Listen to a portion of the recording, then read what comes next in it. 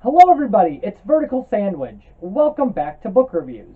This is probably the last review I'm going to be able to do today before I start sweating through the shirt because it's the middle of summer. And the middle of summer in the northern hemisphere means the same thing everywhere. It doesn't matter that I'm kind of north. Like, it's hot. Like, means hot. So Girl and Landscape by Jonathan Lethem. Let's go with Lethem. Usually I look that up, but actually Wikipedia did not have a pronunciation key for the last name. Or maybe it did and I missed it. So, here's the thing. This is an unusual book because I actually got, I believe his name is Adam Savage, the guy who was on Mythbusters. Adam. The guy who's not Jamie. He actually had a list of science fiction books that he suggested. And it was like top 5 or something, and he suggested this book. And I was like, oh, okay. Maybe I'll check that out. That guy seems like he knows what's going on. And he did suggest some things that I had already read and I didn't like, but I was like, well, we'll give it a shot. I'd never heard of this book. So, so on the back cover, only the irrepressibly inventive Jonathan Lethem could weld science fiction and the Western into a mesmerizing novel of exploration and otherness, sexual awakening and loss. At the age of 13, Pella Marsh loses her mother and her home on the scorched husk that is planet Earth. Her sorrowing family emigrates to the planet of the Archbuilders, whose mysterious inhabitants have names like Lonely Dump Truck and Hiding Neil, and a civilization that baffles and frightens their human visitors. On this new world, spikily independent Pella becomes an uneasy envoy between two species, and at the same time she is unwillingly drawn to a violent loner who embodies all the paranoid machismo of the frontier ethic, combining the tragic grandeur of John Ford's The Searchers and the sexual tension of Lolita, and transporting them to a planet light years away. Girl and Landscape is a tour de force. Okay, so here's the thing. You would hear that kind of stuff and you would go, first off, if you've not seen The Searchers or read Lolita, like, I highly suggest doing both of those things. Like, The Searchers, hands down, often voted one of the greatest westerns ever made. People who vote that way are wrong, but it's in the top 3. Because Unforgiven and Once Upon a Time in the West and The Good, Bad, and the Ugly are all amazing movies. And The Searchers is also an amazing movie. But it's definitely the best western that John Wayne was in. Like, it's amazing. And dark and character-driven and unbelievable. It's not the whole, like, here, pilgrim kind of thing. It's John Wayne's character in that is just like an emotional wrecking ball running through people's lives in the craziest way. So good. Where, like, even people who love him are terrified of him. Oh, so good. Now, that being said, and Lolita, the movie is by Stanley Kubrick. It is a classic. I'm not a gigantic fan of the movie, although it has a scene in it with Peter Sellers. That is one of the greatest things I've ever seen in a movie. And Peter Sellers is in it, and Peter Sellers is just masterful. He's amazing.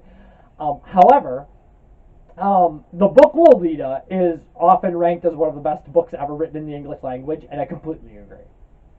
Like, on my list, it comes in number 3, I think. Like, because I love The Great Gatsby, and I rank it number 2. I'm not going to tell you what I rank number 1. But my ranking for number 1 actually often matches up against a lot of other people's rankings for number 1. So, snooty people all choose the book I choose. That being said, but I think The Great Gatsby is number 2 and Lolita is number 3. And I think you could argue convincingly that Lolita is actually number 2. There's no way you can argue Lolita is number 1. Like, there's one number 1 book written in the English language. One. Now, that being said, Lolita is a huge thing. And, like, at some point I might actually review Lolita, because it's not science fiction and it's not fantasy, like, in the way we talk about those things, but it is a classic of literature. And it's a classic of literature that I actually really love grappling with because of its subject matter. Because it is about an adult man lusting after a 13-year-old girl. Right? It's a novel that has questionable motifs. Now, all those things being said, Girl and Landscape was a real surprise for me, like, as a book. And the reason is because they're right. Jonathan Lethem does those things perfectly. Like, he creates a character that is like this emotional pillar in this community. He takes the American West and our mythos about the American West, and he transports it onto this planet, and he puts it there, and then he like gives you the mind of this like 12 or 13-year-old girl, or however old she is, 13-year-old, I guess, girl, and like lets you kind of run through this hostile, complicated landscape of adult interactions and kind of power struggles, and like what it means to be humans alone in like a hostile environment, or at least a strange environment, and kind of the way, like the way these aliens are treated, mapping onto the way we treated, first peoples in this country, and just like, and it's hard to wrap your head around the fact that it's a science fiction novel, right? This is a Western. Like, Girl in Landscape is a Western novel. Like, it's not, it's got some aliens and it's on another planet, but this is a Western novel, and it's a hardcore, heavy Western novel. Like, there's nothing lighthearted about this book. Like, it starts with somebody's mother dying of, like, brain cancer, and you're just like, oh, well, it's got to go up from here. No, it does not. It gets dark and brooding and confusing and scary, and, like, it just stays there. It just stays there, and it just holds you there. It just goes like, oh, are you comfortable in this spot? And you go, no, I feel a little queasy. And it goes, good, that's where we're going. That's what we're going for. And it just does that. And, like, that's the thing that struck me about the book, is that the book is like a mood, right? It's like, I know that that's a saying people use, like, oh, this is a mood. But, like, this book, like, literally is. It literally is a feeling that you get reading the book. Like, the book hovers over you like a big, like a cartoon anvil that you know is going to fall, and it doesn't matter if you hold up an umbrella. And it just hangs there while you read the book. So that's the thing, is that the pacing of the book is very slow. I mean, it plods. It deliberately plods you through this. And the book is uncomfortable and kind of dark and tense. And if you're into that, this is a brilliant piece of work. It initially turned me off when I read it. I was like, what is this nonsense? So let's read a passage before I rant about how great this is some more, okay? Misplaced intensity, said Hiding Neil. Hiding Neil was the first archbuilder the girl had seen in the flesh. Flesh and fur and shell and frond. In fact, flesh was barely visible, just the black leather of its ears and eyelids, whereas the fur was everywhere under the papery clothes, and it was black, too, smooth and tufted, perhaps faintly musky. Shell shone beneath the fur in odd places, sleek natural armor, cheeks, wrists, what might be breastplates. The archbuilder's fronds seemed less horns or hair or limbs than flowers. A bundle of calla lilies topping the archbuilder's head, twisted, drooping elegantly to the side, tucked behind the large clownish ears. The fronds were a kind of rhyming rebuke to the smashed towers that littered the planet. Bend, they said, and you may not crumble. The girl and her brother had been sitting on the porch, gazing at the distant arches, when a pickup truck rumbled over the wastes, driven by the man named Ben Barth. Their father sat in the cab. Hiding Neil rode in the back of the truck with the supplies. When the truck stopped beside the porch, the archbuilder clambered out in a supple, slinking motion, its limbs seeming to flow in a ripple of two-way knee joints, of double elbows. The girl felt the sight of the archbuilder move through her, a physical thing. She clutched the porch where she sat, not looking at her brother. Her body slowly adjusted to the fact of the archbuilder, its walking and speaking and scuffling in the dust, seemingly made of scraps, stage props, but alive, cocking its head curiously like an attentive dog, moving around the truck now beside the unconcerned men. She stared, perfectly still, fighting the urge to run. In one sense, the archbuilder was nothing, a joke, a tatter, too absurd to glance at twice. It seemed pathetic that they honored this thing with their endless talk back in Brooklyn, that Caitlin had wasted her breath, At the same time, the Archbuilder burned a hole in the world, changed it utterly. It made the far-off towers loom up, made the glaring horizon draw closer. The place wasn't rubble everywhere. Somewhere there were more Archbuilders. The rubble and what grew in the rubble belonged to them. The girl felt her body understand. You know what? That's only 3 paragraphs, but I think that that's enough. Like, that's the novel you're in, right? Is that this novel is going to spend a ton of time explaining how this girl feels and how that becomes what she does.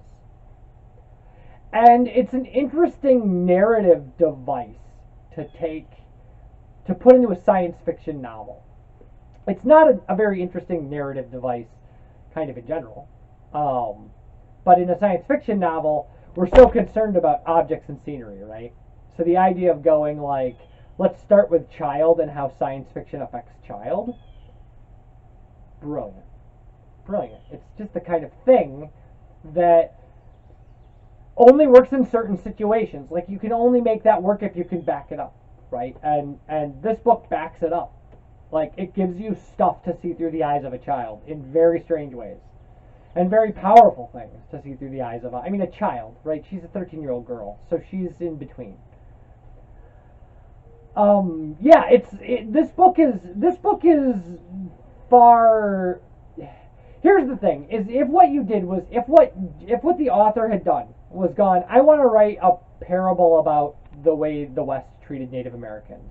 So you have Archbuilders, and they were once a colossal civilization, and now they have a ton of languages, but all their arches have fallen down, and people just treat them like, these people who have better technology than they do now, but not as good as they did in their heyday, like treat them like dirt or second-class citizens. Like, boom, it's the West, and there's Native Americans, there's First Peoples. Like, it's a thing, it's a deal. Like, that's how we're gonna metaphor this. That would be okay, right? It would be a thing where I'd be like, I see what you did there. Like, good for you. But there's so much beneath that in this novel, right? There's so much more about kind of the West and human nature, and the West and our mythos about the West, and how the West had to be, was, and how we've viewed it, and those kind of things all packed into this. Again, this is shockingly, it's less than 300 pages. I read you about a page. So this is not you don't have to pack a lunch for this book. It's going to take you a couple days of leisurely reading, or an entire day of really hard reading if you read at the pace that I do.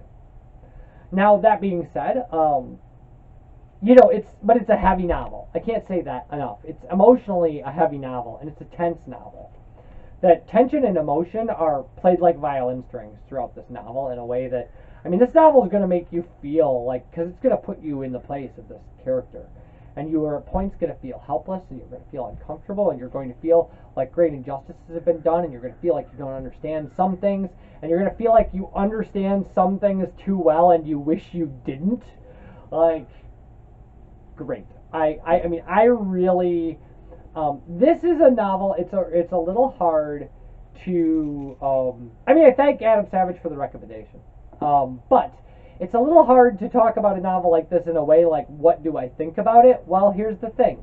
I think if you're the kind of person who likes a novel that's going to twist you emotionally and be very tense throughout, like, I think you'll just dig this. I think you'll dive right into the deep end of the pool and you'll never look back.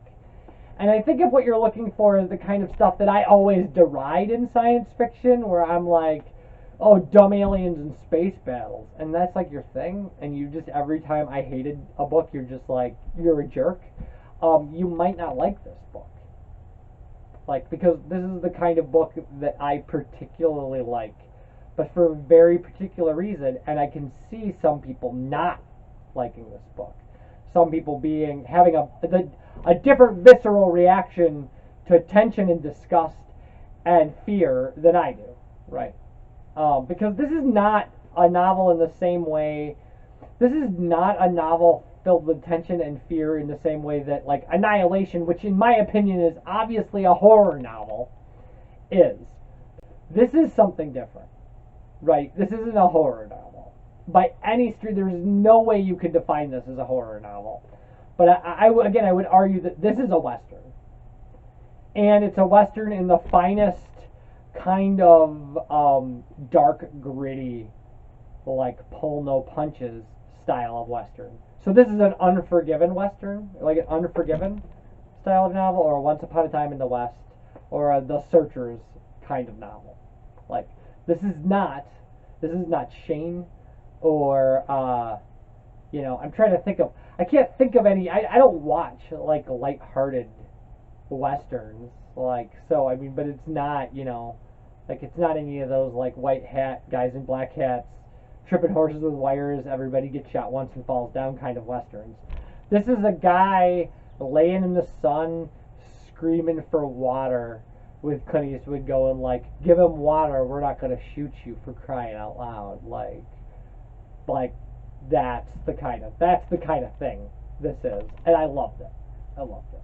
I can't guarantee anything about you, but if that sounds appealing to you, pick it up, because it goes places that you just wouldn't expect. But again, Western. They get to the planet, and it's like, here's a planet, and you're like, oh, okay, so now it's going to be sci-fi. No, it's the Old West on a planet.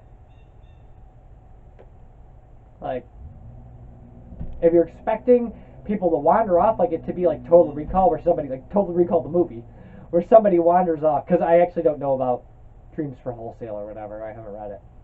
But somebody to wander off and be like, oh, these ancient civilizations contain the key to blah, blah. No, you're not going to get that.